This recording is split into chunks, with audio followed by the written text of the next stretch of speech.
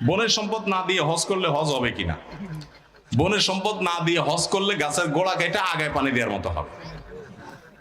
গোড়া কেটে আগায় পানি দিলে গাছের অনেক ফায়দা হবে না? ঠিক একই ভাবে বনের হক না দিয়া ওই টাকা দিয়ে হজ করলে তার হজের কোনো ফায়দা হবে না। বোনের হক দিয়ে দিবেন, ফুফুর হক দিয়ে দিবেন। বেশিরভাগ মানুষ বোনদের হক দেন না, ফুফুর হক দেন। অনেক নামাজি মানুষও আছে, এগুলো অবশ্য ডাইরেক্ট খায় না, একটু ঘুরে এগারায় খায়। ঘুরে গেড়ায় কিরকম? বোনদেরকে ডাইকা, বাপ মরার পর মা মরার পর ডাইকাই না, ভালো করে একটা রান্ধন দেয়। কারণ চিটার বাটপাররা তো চিটারি বাটপারিতে কিছু পুঁজি লাগে, এটা একটা পুঁজি।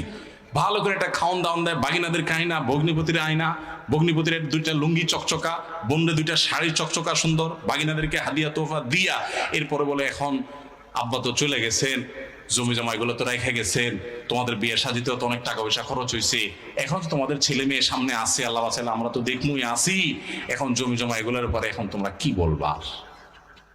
কি বলে তখন মেয়েরা? বলবো থাক ভাই, মাত্রই তো খাইলো, তাই না? বলে থাক ভাই, আমাদের দায় দাবি না ভাই, আপনি খান। মুখ দিয়ে বলছে, মনের কষ্ট নিয়ে বাবার বিটা থেকে চলে গেছে। আবার নিতেও চায় না, কারণ নিলে এই অসভ্য সংস্কৃতি বলবে যে বাপের বাড়ির থেকে হক নিয়ে আসছে, তাহলে এই বাড়িতে আবার আসবে কেমনে? ঠিক না? আবার আসবে কেমনে? ভালো করে শুনে রাখেন, আপনার বোন আপনার বাবা মা মারা যাওয়ার পর তাদের সম্পদ থেকে যে হক পাবে, পাই পাই করে হিসেব করে এটার মূল্য বের করে তাদেরকে দিয়ে দিবেন। এরপরে তারা জমি নিয়ে বিক্রি করলে করবে, না করলে আপনি টাকা দিয়ে ন্যায্য মূল্য দিয়ে জমি রাখবেন, তাদেরকে খুশি মনে তাদের যা পাওনা সব দিবেন, এবং দেওয়ার পরে বলবেন বোন খাড়াও, কথা এখনো শেষ হয় নাই, তুমি বাবার সম্পদে তোমার যা হক আছিল এটা বুঝে পাইছো, তোমারটা তুমি নিছো।